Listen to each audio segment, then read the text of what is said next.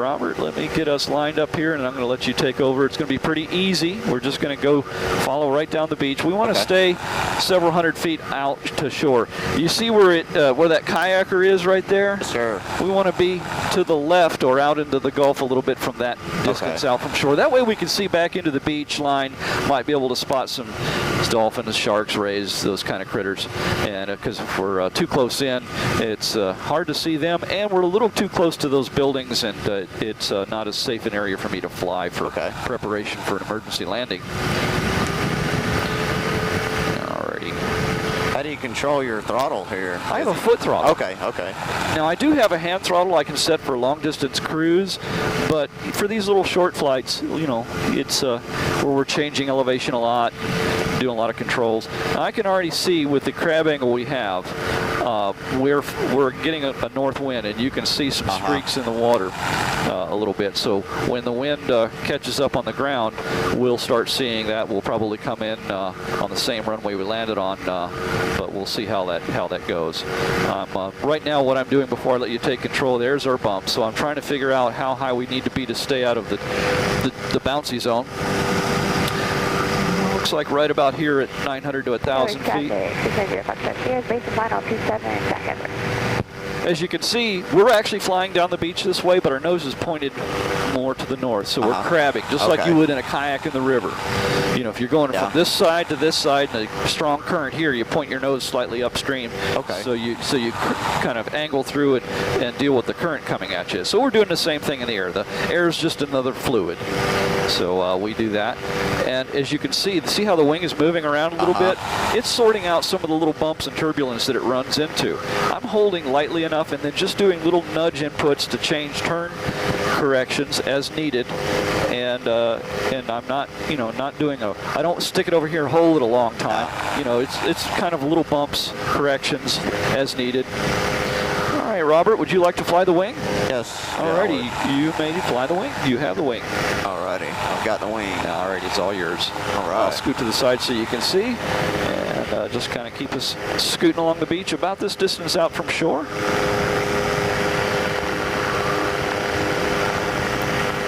Yeah, you can feel a little of that stuff move through. You're doing excellent. Once we're past some of these buildings, I'll let you do some S-turns and things. And you'll be doing a turn around Fort Morgan. Now, you don't have to fly the whole time. If you want to kind of enjoy the sights and look around and not concentrate on flying, that's okay too.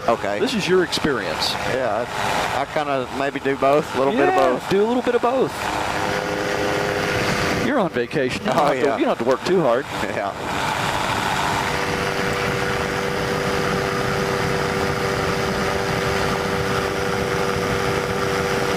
This is awesome. Glad you're enjoying it. Yeah.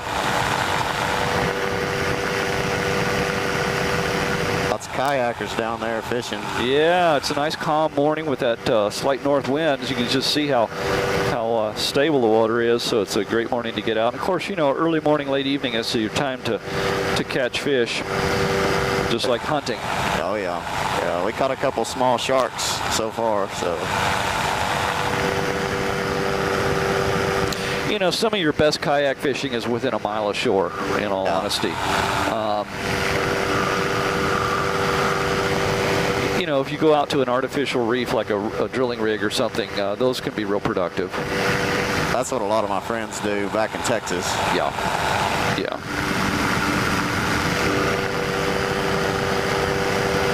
Feels good up here. Doesn't it? Yeah. Told you it'd be more comfortable. You wouldn't be sweating up here.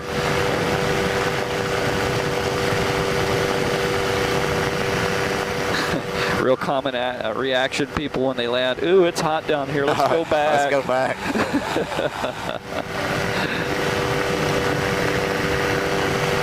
Amazing how smooth it flies here. It is. We're a light aircraft. You can feel some of those little bumps moving through. As the land heats up, think of lava lamp, invisible lava lamp bubbles of warm air that rise up and bump into our wing. That's the thermal turbulence. And then the mechanical turbulence is, the analogy of these structures on the ground acting like rocks in a river. And the air is a flowing stream of liquid or fluid, and when it hits that structure, just like a whitewater stream, it tumbles on the downriver side there, or downstream side. So especially these real tall buildings can create quite a bit of turbulence that will extend downwind a long way. And so we try and stay high enough to avoid any of their nonsense. Now that's crazy that it can affect it this high. Oh yeah, yeah. It, you know, on a windy day, turbulence from a tall building can go downstream a couple of miles. Wow. And if you're around big mountains, those rotor turbulence patterns can go for many miles. 7, 8, 10 miles or more. Depending on the velocity of the wind, of course. I let you take back over and kind of look around. I have it. Enjoy. Alrighty. Yeah, that flies really nice. Jack Edwards traffic, Warrior 2635, Quebec about 10 to the west. Will be along the beach, west to east at 1,000 feet. Jack Edwards traffic, light sport trike, 0 Kilo Yankee is at 1,000 feet along the beach on the west side of Little Lagoon, heading towards Fort Morgan. We'll keep an eye out for any aircraft in the area. All right, sir, west stage is north of the beach, eastbound over the bayou. Very good, sir. Thank you.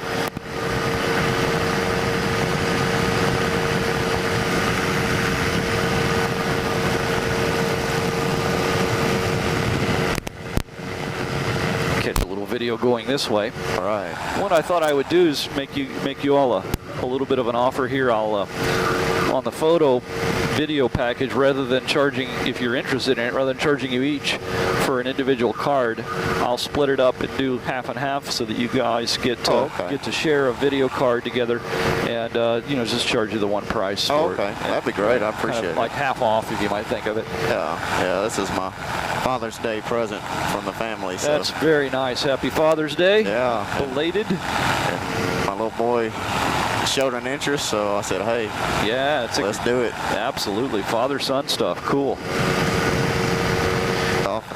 Dolphins. Yeah. Yes, indeedy. Looking for dinner. You can see where the rip currents are coming out. Yeah, you can see the silt from the beach coming out into the clear water.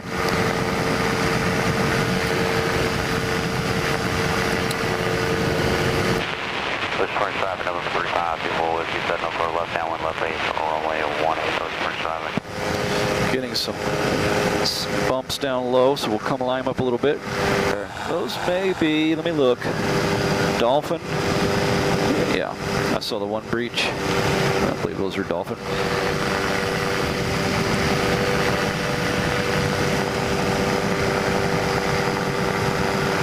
We do have sharks. I've seen as many as 75 sharks along the beach in a day. You know, just from Gulf Shores to Fort Morgan. Wow. And you know, nobody got hurt. You know, sharks like to go for their food, you know, fish, and as long as they don't get confused with you, use a little bit of common sense around them, you're in pretty good shape. If nobody's told you and you're not aware of it, just be sure when you're walking in the water along the beach here, shuffle your feet through the sand. Don't step directly down. That way, in case there's a stingray buried below the sand that you can't see, you nudge into the edge of them to scare them off. Because if you step on them, as a defense mechanism, they're going to flip that tail up and sting you. And that's a good tip. At least, most people, when they get hit by a stingray, end up in the hospital. So it's kind of a serious thing. Not what you want to do on vacation. No, that could make a bad day. So what's our airspeed right now? We're flying about 71, 72 miles an hour. Oh, okay. I can go faster if I pull the bar in and give it a little throttle. There's 75. There's 80. 5.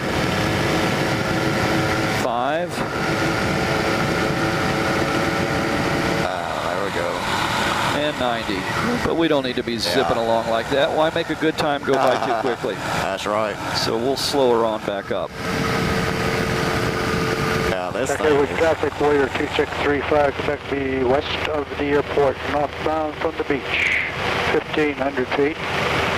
It'll be about 3 miles. Let's see a little bait ball of fish down here. And we're coming up on the beach club. There we are. There we are. Yeah, I can feel some turbulence, so we're going to climb up a little bit. We're at 650 and starting to get pushed around a bit, so we'll climb up out of that nonsense. There we go. Took care of that. Let's see where we're set up. Right along the property line. There's our little umbrellas. There you go. The orange and blue. Yep, right there. Excellent. Nice little base camp you got.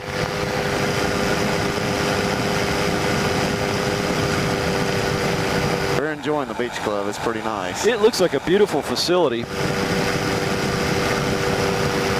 I'm not a golfer, but I hear Kiva Dunes is a pretty good course.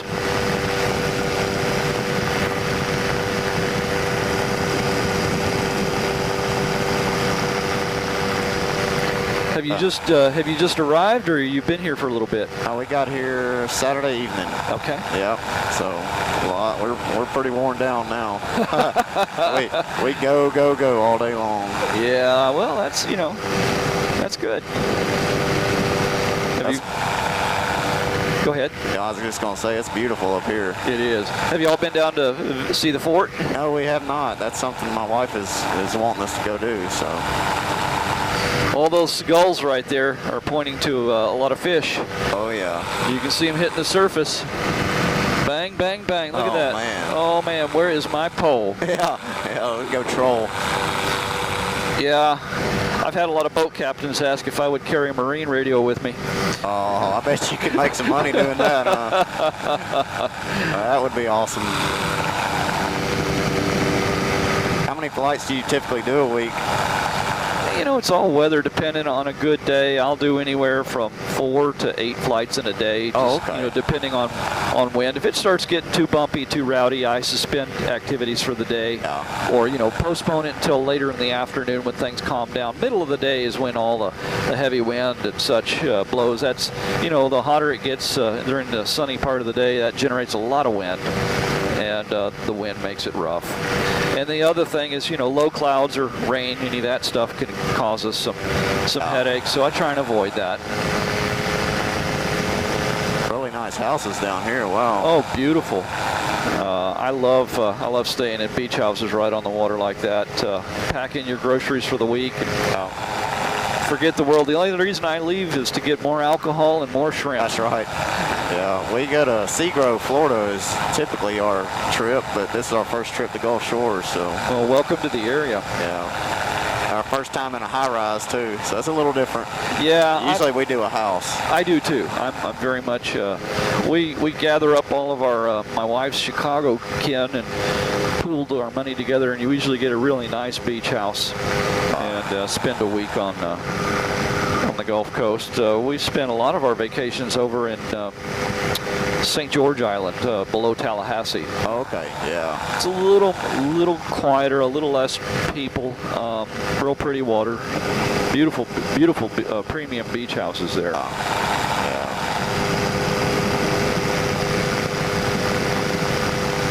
And you can see a mix. I mean, you could see some, multi-million-dollar mansions, and you can see some older homes that survived earlier hurricanes that haven't been washed off the map yet, that are a little bit more modest.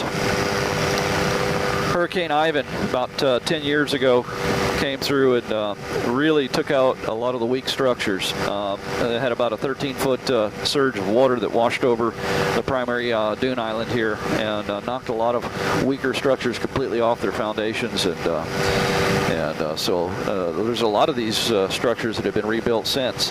Okay. Of course, the sun, the surf, and the wind and everything's real hard on the maintenance on the exteriors on these. And of course, heavy rental traffic takes its toll on the interior. So it doesn't take but a few years for homes to really start showing a little bit of wear. It takes a lot of ongoing maintenance for